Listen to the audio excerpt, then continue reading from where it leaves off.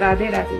मर जी, आपका भी कर्मों के ऊपर ही है। कह रहे हैं कि हमने आपको एक प्रवचन में सुना था कि हर इंसान को अपने कर्मों का फल मिलता है। अगर माता पिता के कर्मों का फल उनके बच्चों को भी मिलता है, अच्छा हो या बुरा।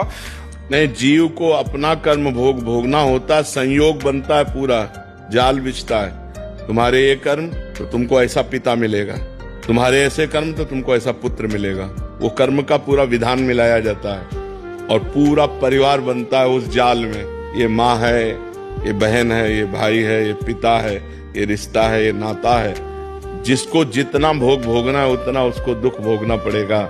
कर्म सबके उसमें मिलित होते हैं, तभी वो आकर उनका पुत्र बनता है, तभी उनकी माँ बनती, तभी उनका पिता बनता है। ऐसा नहीं कि केवल एक व्यक्ति का कर्म पूरे परिवार को दुख दे रहा है, नहीं, उसके भी कर्म उसमें जुड़े हुए हैं। पिता का पाप कर्म ऐसे पापी पुत्र को जन्म देगा जो जन्म से लेकर के मरण तक उसको नाना प्रकार के दुख ही दुख देगा।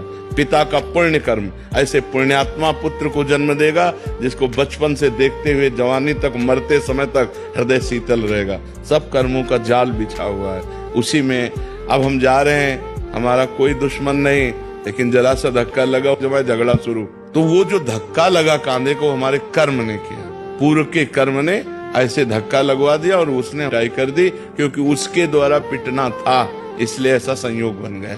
कर्मों का बड़ा सूक्ष्म स्वरूप है, उसका निर्णय करना बहुत कठिन है, वो तो केवल भगवान ही जानते हैं।